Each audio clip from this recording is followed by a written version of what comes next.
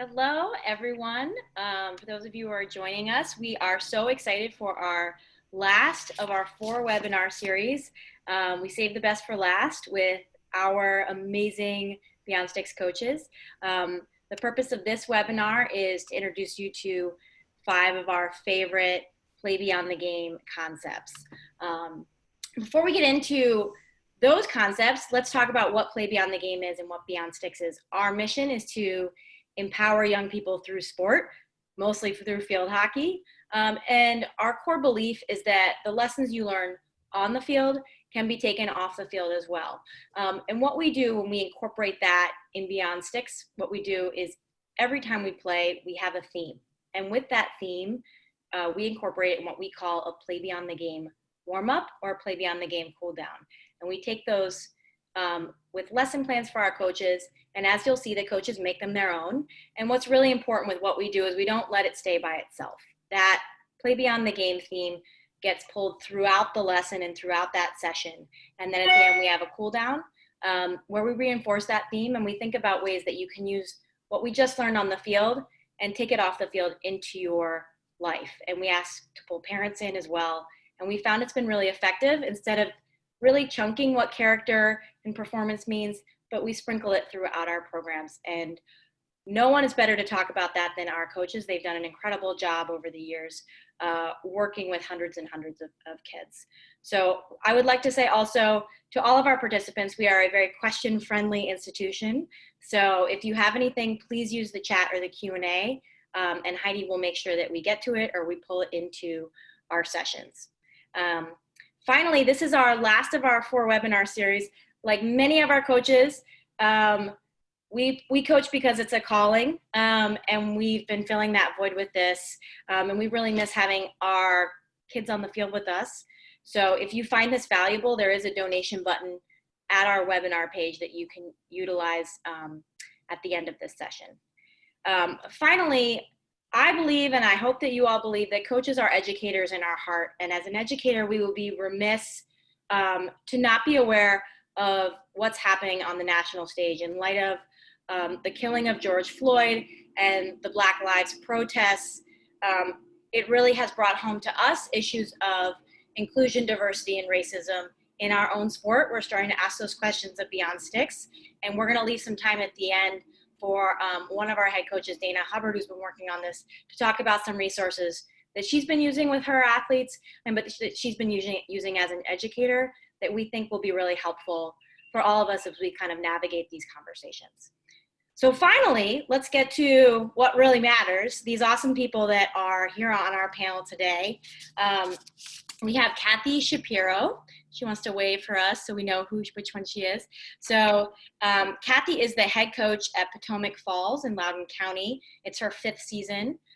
When she's not coaching there or we're having her coach with us, she is a personal trainer and a substitute teacher. Derek Ryan, want to wave? Yep, there's Derek. He is the head coach at Heritage High School. He's in his 5th season as well. And when he's not doing that or coaching with us as a head coach, he is an elementary school counselor. He told me he doesn't guide anybody, so I can't say guidance counselor. Next up is going to be Heidi, Heidi Lewis. No relation, although we should probably start pretending because my name is Chrissy Lewis Summers. She just left Catholic University as their head coach. She's our DC area director, and she's doing a fabulous job. She is very excited to get on the field and play with us because she literally got hired and then we were forced to stop. So you will see her face a lot this summer. Next up is Dana Hubbard.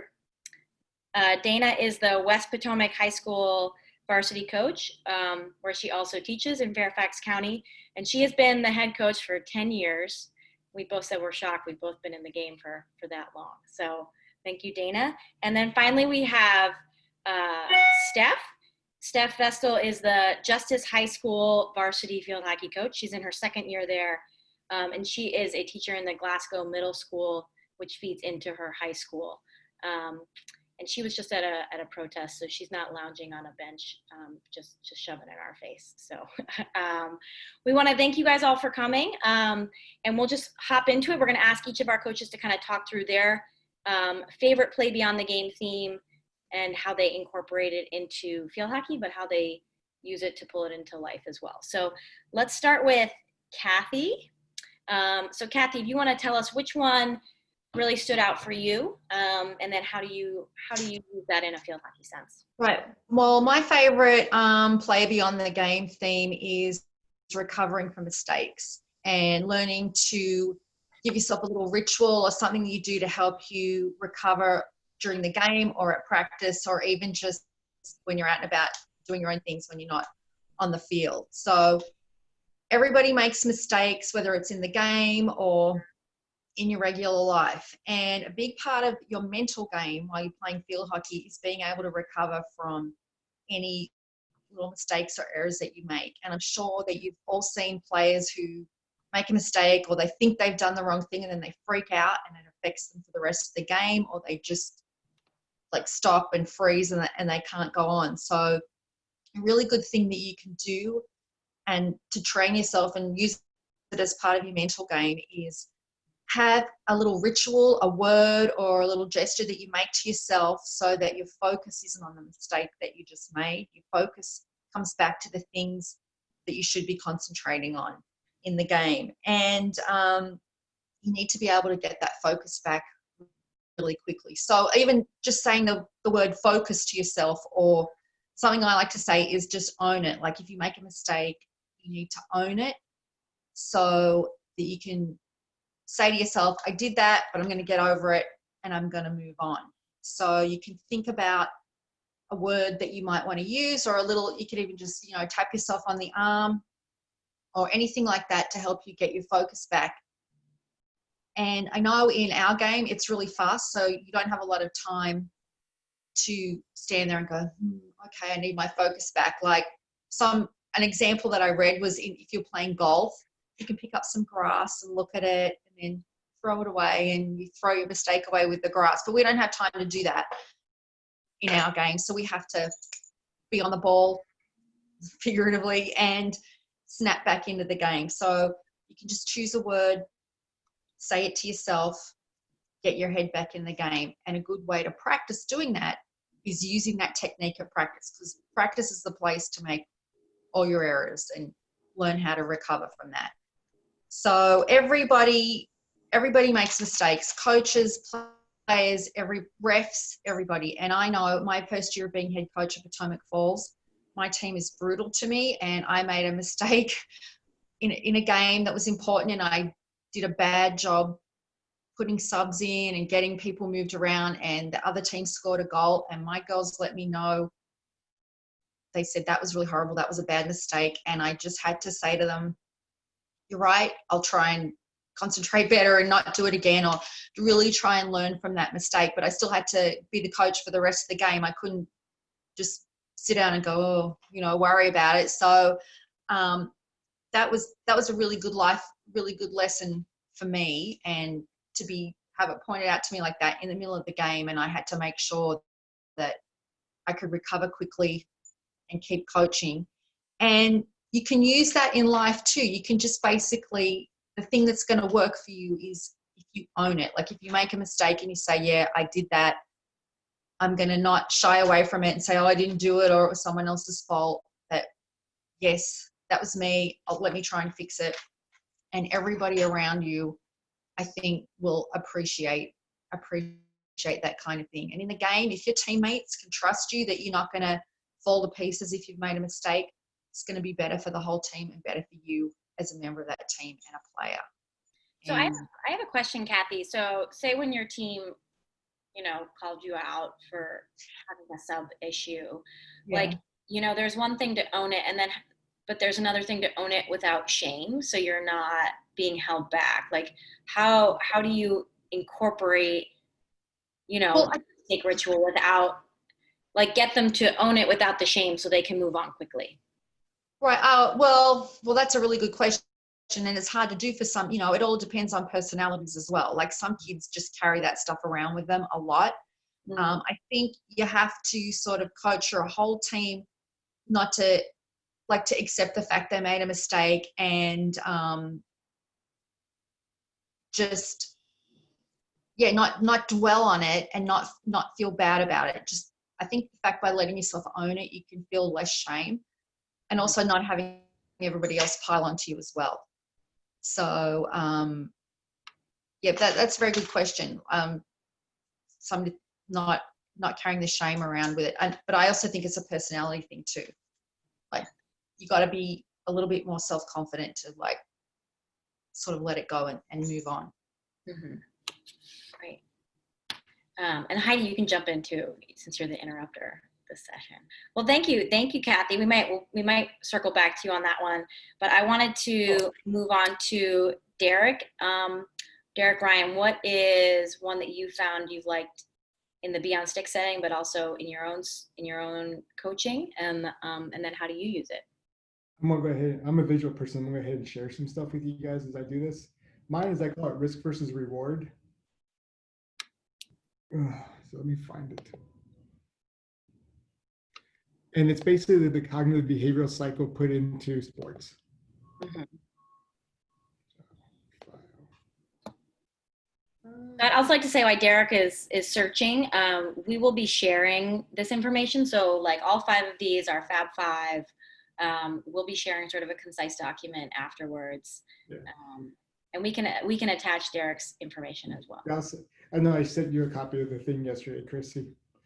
So it's basically the ABC charts, antecedents, the situation, what is happening around us, basically how does our body and our mind enter information into ourselves. In hockey, it's usually we see it or we hear it. Then from there, it moves on to into our brain, and our brain creates a thought around it. When I process the situation, what thoughts come to mind? Do they make sense? Do they not make sense? I'm coming down the right flank. I have a defender who's starting to channel me. What do I try to do to beat them? Maybe I play the ball in the corner, use my speed, beat them to the speed, or I can find a way to come out of it. That produces a feeling. I know I got the confidence. I can beat them to the baseline. So I'm gonna play it through to myself in the baseline, and then I'll move to as fast as I can. Then the next consequence becomes our action. What skills do I employ? What move, or even more importantly, even sometimes, what moves do I make off the ball to make this work? So here it is as a cycle, the thought process. Every time a player touches the ball, every time a player moves, they go through this. And what we're hoping with time is that it becomes more fluid and becomes a simpler process for them. If I'm on 1v2, what do we need? If we're down by a goal, do my thoughts change? If we're up by 3, do my thoughts change? Do my feelings change? I was the goalkeeper, I just got beat. Am I angry? How do I handle that? And how do I make things change differently? The actions so everything we go through, this happens to us all the time. Everybody, when you ask your athlete, why do you do that? It just comes naturally. It feels that way because of the amount of practice and the amount of guidance and leadership we gave them as coaches, but in reality, it's them thinking through the process.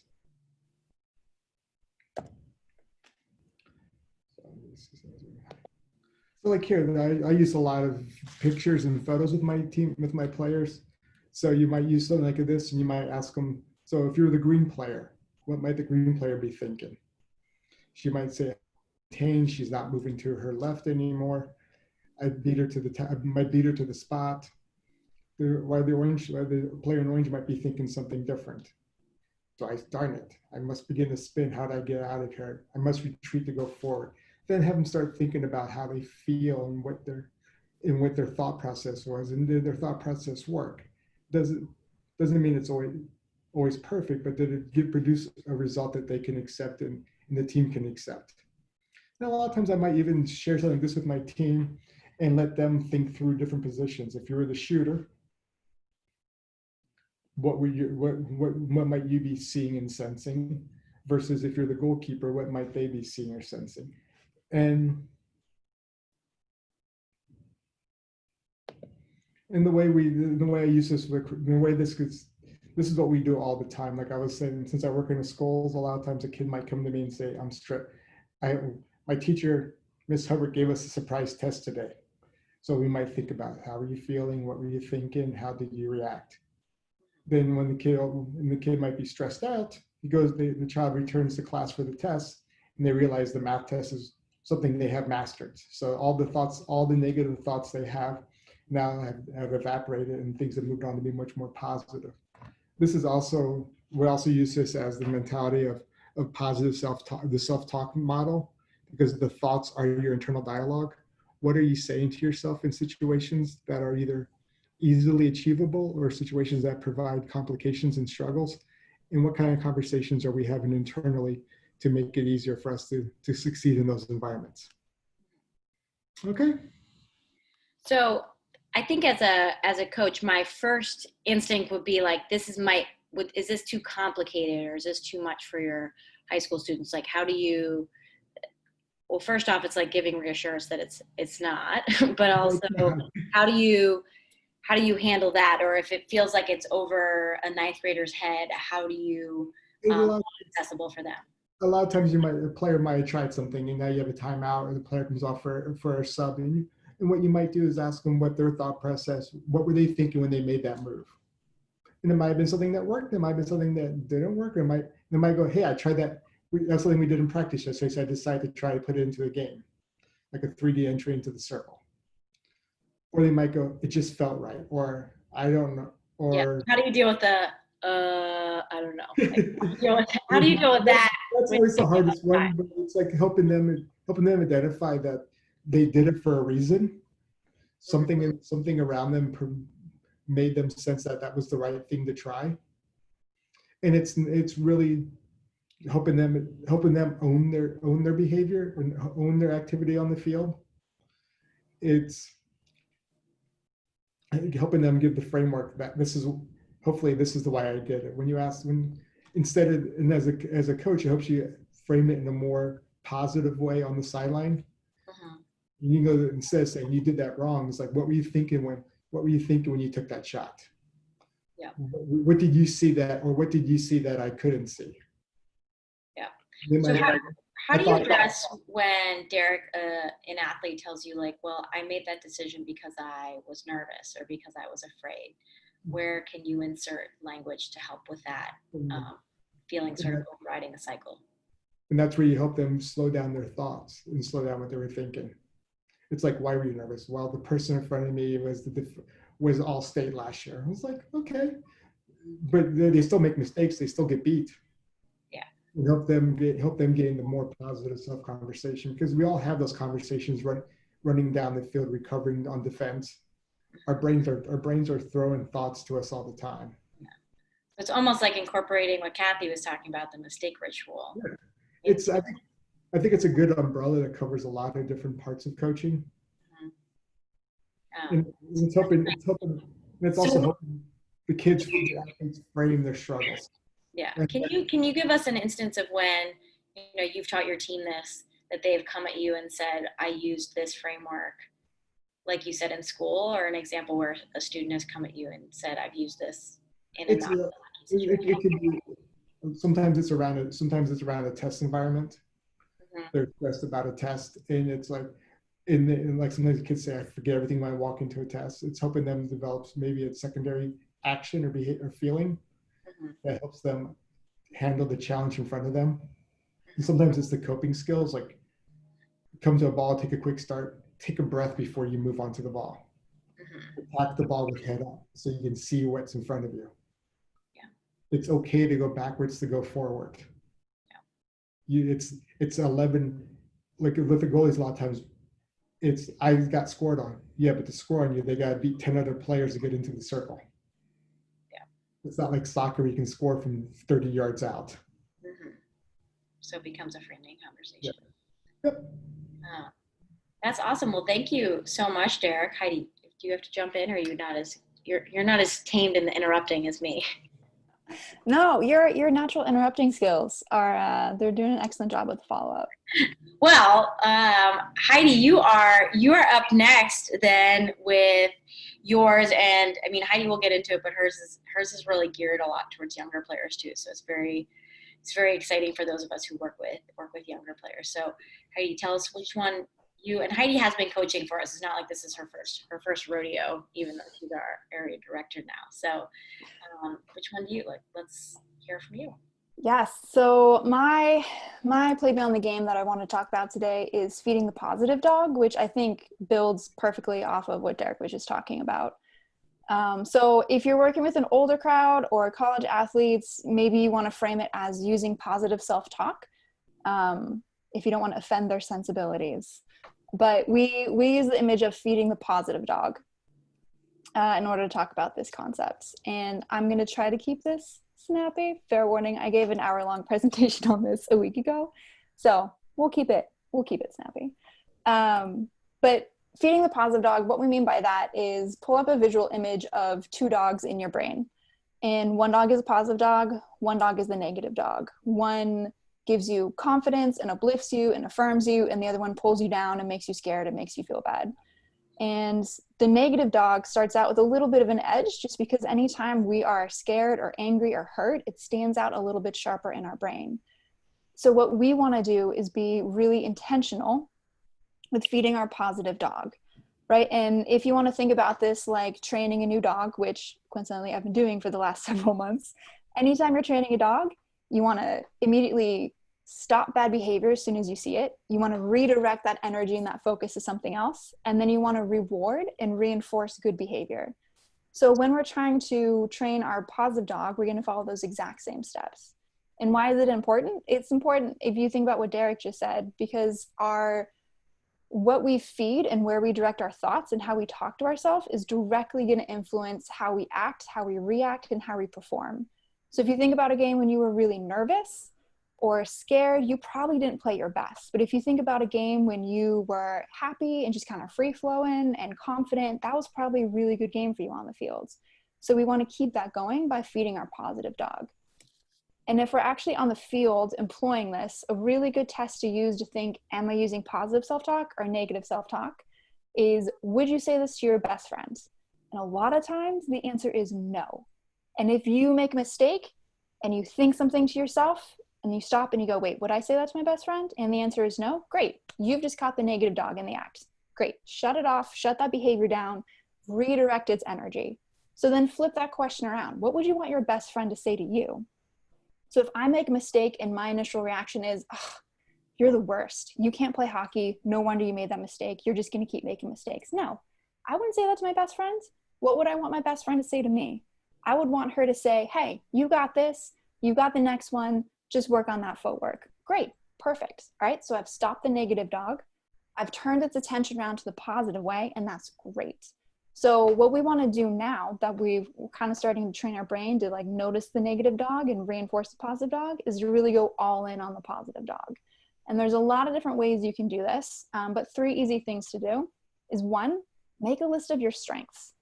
A lot of times we don't take the time to stop and reflect about what are my strengths and what do I actually contribute to my team, if I'm an athlete, to my coaching staff, if I'm a coach, or just as a human being, as normal human beings, right? Make a list of your top 5 strengths, and they can be hockey specific, job specific, overall identity and purpose. Make a list of your strengths and make sure you know them, right? Because if we don't know our strengths, we're not going to have a base of confidence that we can come back to.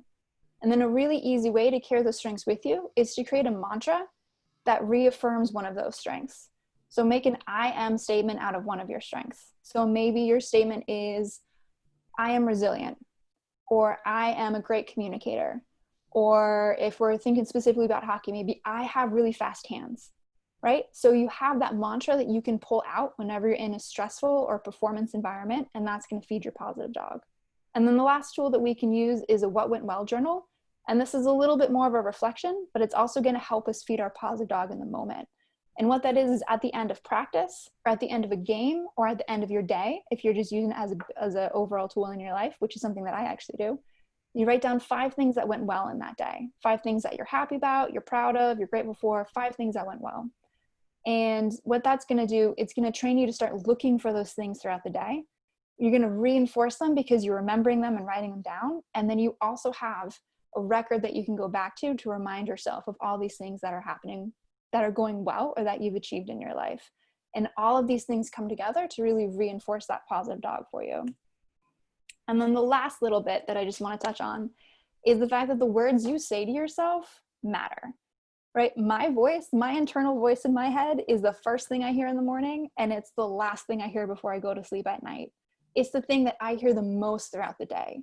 So while I am thankfully super blessed to have a supportive network around me of friends and family, I also need to be really purposeful and intentional in how I talk to myself, because that's really the impetus of all those thoughts, all those feelings, and all those actions throughout the day, right? So the stories we tell ourselves are the most important stories that we hear, because they're running continually throughout our minds. And that's why this idea of feeding the positive dog is so, so important, not just in a hockey environment, but also everything else going on in our life. That's awesome. Thank you. I was very excited to see the Yeti. He was a surprise. So can you talk then a little bit about, so, I mean, that's a lot. So for all of these comments, right, there's a lot. And it made me think, you know, for our people that are here watching, like, how would that look, or how many sessions would you sort of break that up if you were going to do that for, you know, as a team model, or even if you know, say you're running a club program, how would you break that up in terms of the sessions? Yeah, I think you can break that down into probably 3 or 4 different sessions, especially if you're following something similar to our Play Beyond the Game model, where we really take things at like a 5 to 10 minute chunk at a time. So maybe if you're in like a 5-day camp or preseason situation, maybe Monday you talk about positive dog, negative dog, and what those mean. And then the next day you make a list of strengths, and the next day you make a mantra, and then you bring in the idea of a what went well journal. And then maybe you could wrap up the last day of the week with like some self-affirmations, or talking about like what great things you see in your teammates as well. Yeah. And so then also, I mean, I think that's really helpful for coaches too, because it can feel overwhelming. You're like, this is awesome information, but how do I incorporate it? Like, what kind of things would you see that you could kind of structurally incorporate that become like a little thing that a team does day to day? Yeah, I think turning a what went well journal into a training journal could be a really good tool, because then that just becomes an ingrained practice. Mm-hmm. I also think incorporating reciting your mantra before you start, like before you go out to a practice or before you start a new drill or start a game, could be a really effective tool. That's awesome. Well, thank you. Thank you so much, Heidi, for that. We're excited to see you incorporate it for real on the field when we play at the end of the month. So next up we have Dana. So Dana's been a head coach of ours for quite a while as well. So Dana, if you want to talk to us, which one do you want to talk about, and how do you use it with your team, your own team, and then how does that get incorporated off the field as well? So my favorite one is circle of control. So this is the idea that there are things that are within our control and things that are outside of our control. And the things within our control are the things that we really want to focus on because we can do something about them. And the things outside of our control, we want to kind of we can only change how we react to them. We can't really change them. So it's really just about, can I change how I'm seeing this and how I'm reacting to it? This is one that I think is pretty easy to use with teams, because it's something that comes up almost every game, is that there are things on the field that are not within your control, and our players tend to focus on those things, and they lose focus on stuff that they can control. So you can't control the ref, you can't control the weather, you can't control your teammates, and you really can't control how good the other team is. That's not within your control, but are the things that kids tend to want to think about, especially when things are going wrong. So we want to try to get them to realize that those are outside of their control and really focus on things like their own mindset, their own effort and what they're focusing on, and try to get that to be the way that they can kind of shift their focus, and sometimes I think get a better sense of like how to turn a game around. So this is something that I typically do with my high school team in the very beginning in preseason. I have them sit down and think about, like, what are the things in a game that are within your control and what are the things that are outside your control. And I typically use a whiteboard and we write them down and have them sort of brainstorm as a team. And then we kind of circle the things that are actually within our control and say, these are the things we're going to focus on. And it's something that I come back to over and over again during a game, because typically in a halftime situation, or now going to quarters, kids are frantic if things are going poorly. They need something to focus on. So if they start saying, well, the ref's doing this, the ref's doing that, you say like, no, that's out of your control. You can't control them. You need to focus back in on the things that we can do. We can focus on our passing. There are lots of things we can control. Let's focus on that.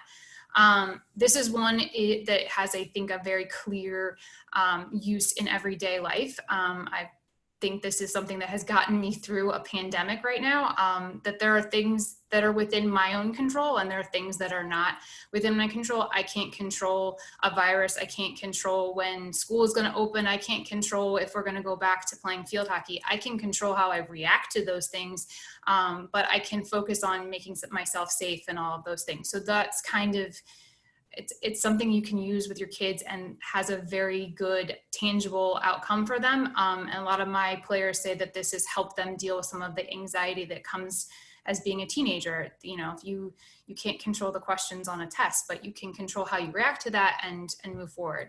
So that's circle of control.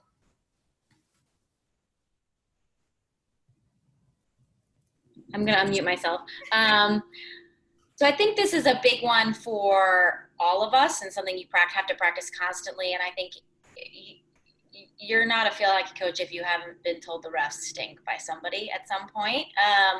So how do you continue to like reinforce this, or have you been able to, in your team sort of make this one of your pillars so that language gets minimized? How have you done that? So I think we use the language of things you can control, but I also think it a pillar of sort of our team as being respectful. And that we make mistakes. So that refs are human and they're going to make mistakes. And, you know, we've got to learn that focusing on them is not going to change the outcome. Typically, they're just as bad for the other team as they are for you. So it doesn't really matter. So that's how I have kind of approached it. And I think also being that good role model when you're as the coach of you can't react to the refs either. You have to kind of say, like, if I'm asking my kids to think that this is out of their control, I have to do the same thing. So not letting a call get to me is going to show them that they shouldn't focus on it either. I mean, it's interesting because it's almost like you could turn that into a mistake ritual mantra word and I think I've done that in my own life. I go, circle of control, control, you know, so I think that's a really great one. Now, would you teach that in one session in sort of our sprinkle it around philosophy, or how would you incorporate that if you were? I think introducing it early and then kind of coming back to it over and over again. It ties with so many of our other Play Beyond the Game things, so you can keep coming back to it. I think it's something that needs to be reinforced, so you don't want to do it once. Yeah. Awesome. Well, thank you, Dana. We'll be back with you in a little bit as well. So Steph, you are there. Are you able to speak? Yep. Yeah, I'm here. So Steph is gonna finish with one that's been really close to her heart, as well as it just got added to our sort of Play Beyond the Game arsenal. So yeah, let us know what's your favorite Play Beyond the Game and how do you use it? Yeah, so my favorite Play Beyond the Game, and like Ricky said, it just got added, and it's Ubuntu, and it's a South African word, and it's a shortened word for a phrase that comes from Zulu. It means I am a person through other people. My humanity is tied to yours, and it's brand new to us at Beyond Stick, but it's been a part of my life for a really long time. And I first heard of it when I was working for an education nonprofit called City Year back in 2005, and it really has stuck with me ever since. Just the thought of everybody as a person, right? Everything about us is tied together and connected, right? And to me, Ubuntu goes hand in hand with field hockey in every way, right? At the core of Ubuntu is qualities of respect and community, right? And those are integral in a team sport and in life. On my team, on any team I've coached, I really demand that players respect everyone on the team, from the star player to the manager, because everyone on the team, we're all equal and we all play an important role on our team. And you know, our ultimate goal is working towards success as a team. And we can define success in a lot of different ways, but everybody who's a part of our team has a role in that success. And so we need to be treating everyone with the same amount of value to the team. With respect, when you have respect on a team, you build community, right? And when you're a community of respect, your team is capable of so much more. At my current school at Justice, I've really tried to make sure to dedicate time in and out of season to some team building, right? When you have a lot of team building, when you really get to know your teammates as people, you can respect them and build community. You don't have to be best friends, but everyone needs to respect each other, right? I'm really lucky at Justice to have a wonderful group of young women, and this has been a really easy thing to do. This past fall, my first season, our group really just meshed really well together, right? Things like going laser tagging, having team dinners, sometimes at practices, I have to do some really purposeful pairings or groupings for partner activities or mini games or things like that, and making sure that I'm going to pair up people who maybe don't usually gravitate towards each other in other ways. And so all those things have really helped us to be a model of Ubuntu. And it's really translated into a lot of success for us. Last year, before I came on, the team was good and they did fine. They finished kind of somewhere in the middle, maybe slightly below the middle of their conference. But this year, we enjoyed the best record that Justice Field Hockey has ever seen. We had a 13-6 record. We were second in the conference. And if it wasn't for that one overtime goal, we might have been first, right? It was a really close conference game.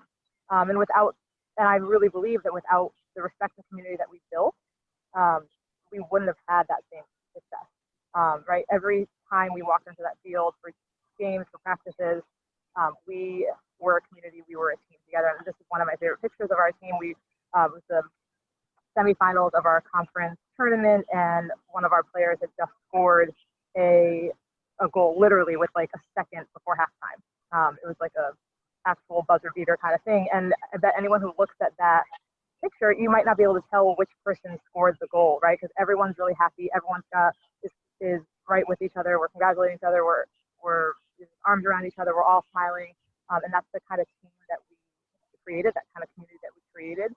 That it didn't matter who scored the goal, that us as a team, we just scored a goal to take a 1-0 lead in the semifinals of the conference tournament. And we were all really ecstatic. And we could be ecstatic for each other because of that, because of those Ubuntu qualities that we had formed.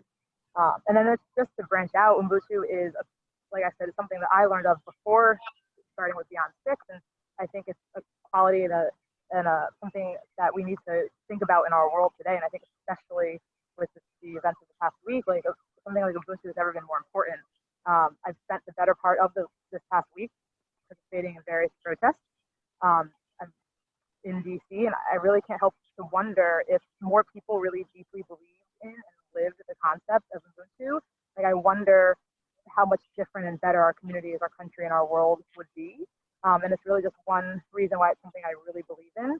And I hope to instill those concepts of respect, community in young adults that I teach and coach, because it's, they are the future, and it's everything I see in them right now makes me, hope. It makes me really believe and be positive about the future. That's awesome. So, Steph, I have a follow-up question, because you're the Ubuntu. Are we pronouncing it right? Ubuntu. Ubuntu. Ubuntu. Yep. You are the expert on it in our crew. Something that I always think of, and I think maybe you could clarify the difference, is, team first, self second, right? That's a more typical sports phrase. Like, one of the reasons I like Ubuntu is it's a little bit more nuanced, but how do you see them being the same, and how do you see that being a little bit different than that team first, self second mentality? Yeah, I think it's similar in that, like, if you're treating everyone on your team with that respect and community, and realizing that, like, we are all connected to each other, that enhances your team, and then in a secondary fashion, and as a result, like, you are enhanced, right? You are improved when your teammates are improved, right? When I'm playing with people who are at a better level than me or a higher level than me, I know that I'm going to improve, like, by being a part of that community, right? I think the difference is, I think it expands to more than just on a team. As I was saying, Ubuntu is all about humanity of other people, whether you're a part of a team or not. And it really it means that, like, I'm walking down the street, and everybody I pass, I think of you as equal, as I'm connected to you in some way, whether I know you or not. And just the thought of, like, we can't have, I'm not going to have something if we can't all have something. And part of the story, as it comes from South Africa, is about, like, a basket of fruit being, out there and a group of children kind of all running to it, and the idea of, if you get there first, you get this whole basket of fruit, but the first children who got there waited for everyone else to get there, and then they all kind of formed a circle and they all shared the fruit, right? And the idea that like my humanity, the humanity of even that first child that got there, I'm tied to everyone behind me, and so I'm waiting and I'm sharing this treasure, so to speak, right, with everybody else. I love it. And I think, I also think this also kind of rose out from, I thought it was a more elegant way of something we learned when we were in doing a lot of Positive Coaching Alliance stuff, which we still use a ton. They're an incredible organization. They talk about respecting our roots, which is the rules, officials, opponents, teammates, and I'm blanking on S right now. What is the S, guys? Help me out. Officials, opponents, teammates. Self. Is it yourself? Self. We got it, right? So, but that's always something that I think when athletes get upset at the other team, I'm like, well, guys, what would the game be like if they weren't here? We wouldn't have one. Or like if we didn't have officials, what would the game be like? And so it's kind of giving you that check that like you can't play field hockey in a vacuum and you can't live in a vacuum. So we really like that. We love that one, and we love that Steph has owned it. We said Steph was going to show her back tattoo, but it just doesn't feel appropriate right now. Yeah. While in City Year, I was really, really deeply moved by Ubuntu. Like I said, and I have it inspired me to actually get a tattoo of it. And I forgot to take a picture of it and send it for the slideshow, but I could do that. But it's so ingrained. So I think she was pretty tickled when I was like, guys, there's this concept. Have you ever heard of it? And Steph was like, well, in fact. So yeah, I think that's really something that's exciting about like working with other coaches, and something I would recommend of other coaches is like, let's use the Ubuntu of our community and say we're all in this together. And I think that's in the knowledge of sharing and Beyond Sticks and what we're really about. I think the more you give away, the more you get. And so we are really looking forward to pulling up our community together. So with that, and again, if you guys have any questions on any of those, we will be sending out some documents, even for those of you who are going to be listening to this recorded. Dana has been doing a lot of work as a teacher on issues surrounding inequality and racism. So she's going to talk a little bit about some resources that she has, but sort of talk about the process she's going through as she's going to address these issues, which we think as educators, you have an obligation to do with her team. So like Chrissy said, this is something that I have been working through as an educator, but also specifically with my students in sort of the idea of social justice and how can we make change, and sort of thinking about how did I get to that place as an educator, and as coaches, we're educators. I think the first thing is you have to kind of confront your own bias, that all of us, no matter who we are, have a bias. We came from a specific background. Our parents raised us in a certain way, and that creates bias. And it might be uncomfortable to sit with it. And you have to kind of own that this is going to be an uncomfortable process to begin with. There are lots of places that you can go to kind of read about biases. There are, lots of online resources, especially now, that are being shared on social media.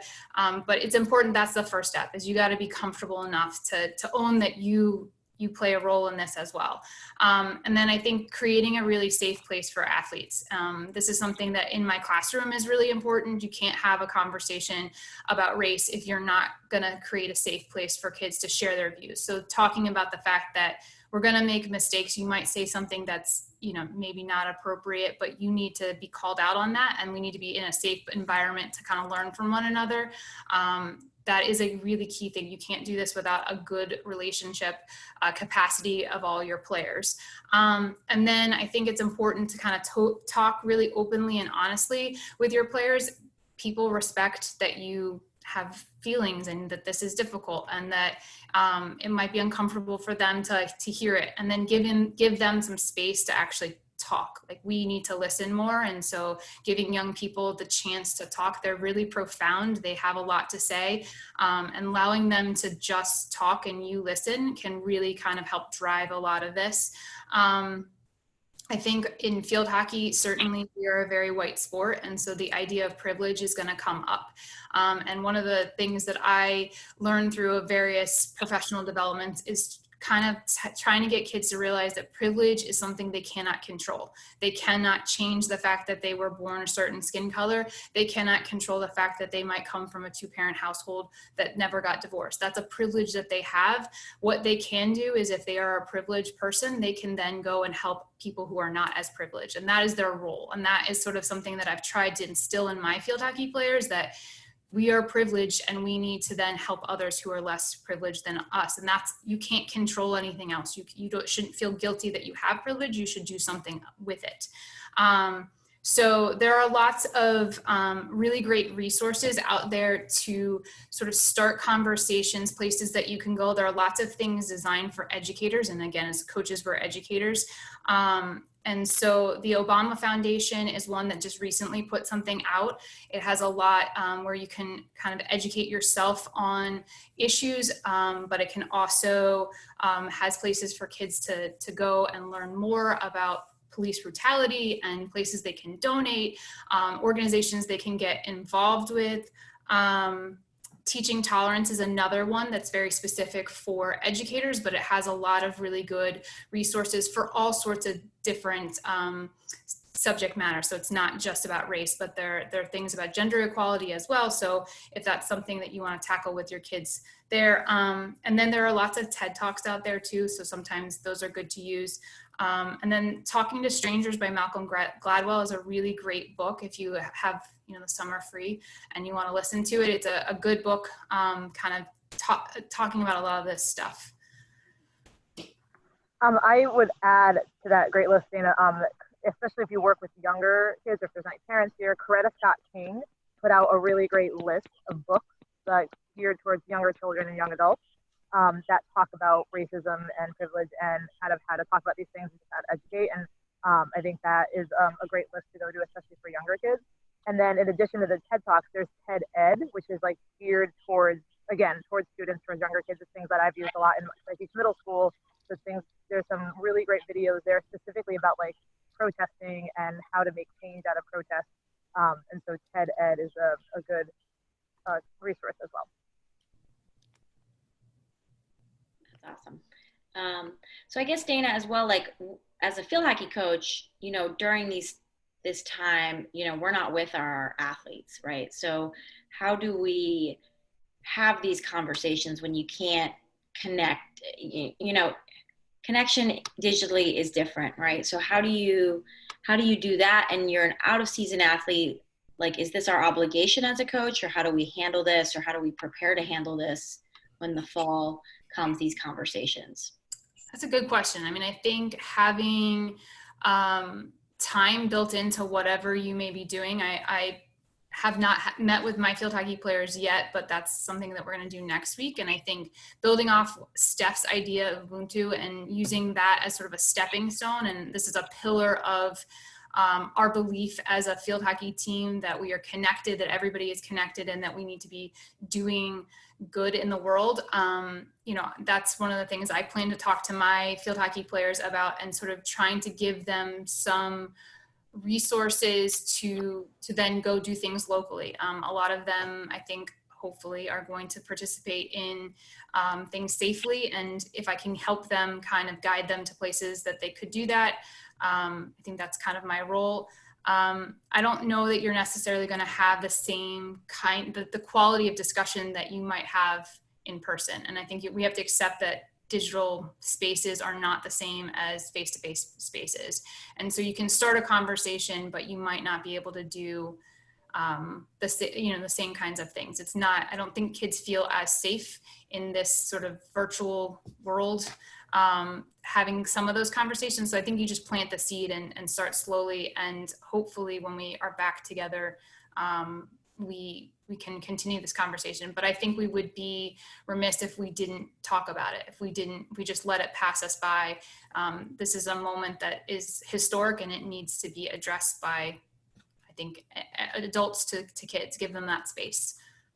So then I have another question, and then I think we are going to kick it back to, we have a field hockey specific question we want to get to. But if you are a student, right? So say you're a student listening on here, and this is something that matters to you, like, and you think, well, field hockey's not the space for me to talk about this. Like, how for any of our coaches, maybe you can jump in, but how would you address that when you have an athlete who's, this is something that's important to them? How do they address it in the context of their team?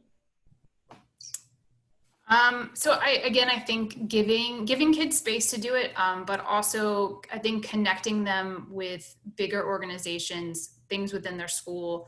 But I think it's trying to help them understand that the rest of their team might not be where they are. They might not be as passionate, but that's part of their role too, is to kind of educate and inform the rest of their players, that this is something that's passionate about, that you take passionately, and that, maybe your teammates just don't know, and they will, support you nonetheless. So that would be my approach, is try to let them have the space if they want to have the space, encourage them if they can. If they don't feel totally comfortable, maybe connect them with someplace else. Yeah, and I think to go off that, I think that's exactly it. Like, giving the space is really like a huge thing. And then if ideally your team has created bonds, is like a family, right? And so I always, talk to my team, like, we're going to treat each other like family, right? We're going to hear each other, respect each other. We might not always agree with each other. We might not be at the same level as each other in our thinking and our actions, but like, this is a safe space as a team. And so really just creating that culture on a team is important. But then also, like Dana said, giving the space. And then I try to make sure that my girls know that if they're not comfortable with talking about it to the team, they could message me separately or talk to me separately. And that could be a conversation that I just have with them, or that I could steer them to other places that might help them as well. I think for a lot of young people, it's just about like knowing that there's people out there to listen and who that is. And I always kind of open the conversations I have and that I've been having the past week or so with like, I don't promise to have all the answers. Like, I might not have any answers for you, but I'm going to listen to you. And I'll try and find answers for you, or we'll talk about how we don't know the answers. And I also say that I'm happy to share my opinion, and my opinion never has to be your opinion. But if you're interested in knowing mine, I'm here to share my experiences and my opinion too. But I kind of don't promise anything other than a space and an ear to my, and I've done that to my students, and I've had, conversations with my field hockey girls or some of my field hockey players about it, some stuff like that as well. And I think also that relates so well to Play Beyond the Game. Like, all of this, it's a marathon, not a sprint, right? So all of this is like having those conversations with, like, for our student athletes, having those conversations with your coaches. Like, your coaches are all like the people on the screen. We're human beings, and we coach because we love connecting with athletes. And, I think for all of us, some of our greatest memories are an overtime win. Don't get us wrong, but it's also those moments when we really connect with people. So you don't do a job where you interact with awesome group of young women every day, and sometimes men, because that's why you do it. You do it for the people. So I think these are all really good starting points. And I think it also, the final thing I would say about that too is it all starts with like a strong character, right? And so if you're going to be someone who cares about being just and being fair, like, you have to have strong character, which is why we think Play Beyond the Game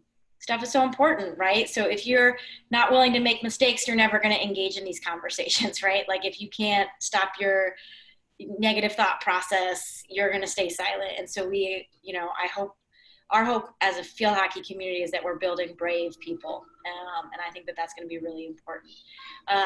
And part of that, I don't know, Heidi, if you want to kick it to this final question before we close out, back to the hockey bit. But Heidi, you want to address this, and we can have Derek answer it too? Yeah, we had a question come in asking about what steps you can take to getting back into field hockey, specifically like your technical skills, if you've been out from an injury, and any ideas on drills and exercises you can do at home. I'll go ahead and give it a shot. Go for it. No, the thing is like, I had an athlete last year who was recovering from an ACL injury, and she was able to do a lot of the small work around like the basic skills, stick work, and even when she was recovering. But the biggest thing for her, and the biggest block for her returning to play, was the mental side of it, was the thought side of it. If I cut right again, is my ACL going to go again? And helping her, the big thing I did with her was helping her look at her thoughts, her thought process, and her fears, and helping her identify what was rational, what made sense, and what was out of our control. And that's the big thing. A lot of times when we're doing an injury recovery, is we forget the mental side of it. If your knee recovers from the surgery, or your ankle recovers from the surgery fairly well, but it's like the first time I cut left, the first time I cut right, the first time I have to stop hard, what's going to happen? So a lot of times you're afraid, that the natural fear of being able to push through those situations, and helping them just be able to process through and talk through it, whether it's with myself or whether it's going back to the PT or the orthopedist, and let them help you work through what's the realistic expectation. With modern medicine, most injury recoveries are pretty well documented and pretty well coursed. The biggest blocker is the mental side. Yeah, that's a really good thing to remember too, because it is so much of hockey, as we've been talking about, is that team connection. And I think a lot of times as an injured athlete, you can feel a little isolated, or you can be fearful when you actually return to play. And the technical side of it, it's going to come back. And a lot of injuries, you can actually keep working on those hands, like your hand speed skills, your smaller technical skills, even if you have somewhat of a bigger injury. You know, you can always be doing yardstick pulls or little like jinks, or working on your air dribble. You can always pull out a tennis ball, use that around your house. But it is so important to remember that social and that psychological component of it. So I just want to say, I know we're running a little short on time. And I want to respect everybody's time who happened to join us today. But we are really, really thankful for everyone who took time out of your day to come join us. As we've hopefully hit on several times throughout this hour, we really strongly believe that sports are a great way to build character and to build leadership. And that's because our sports in general, they aren't just a side thing. It's rough when you kind of tell an athlete or tell a coach to stick to sports, because sports are a microcosm of life. And so they give us such a good opportunity to practice these life skills and to practice these character traits and these leadership skills. And then by giving this as microcosm to practice them, we're able to bring them out into real life, into bigger social situations, the bigger public situations. And so that's why we feel so passionately about these play beyond the game skills. And that's why we really hope you took something out of today. And as Chrissy said, we'll be emailing out some written resources and some links for online resources that we've discussed today. We are super thankful for each of our panelists for joining us. Thank you very much to Steph, and to Kathy, and to Dana, and to Derek, and Chrissy. Great job emceeing. Thanks. Excellent job. Usually it's Heidi. We're really thankful for everyone for joining us today. If you have any follow-up questions, please don't hesitate to reach out. My email is on the webinar confirmation that you got, and we'll be passing along a lot of follow-up information and resources for you. All right. Thank you so much, everyone. Have a great rest of your day. Thank you for joining us. Thanks, everyone.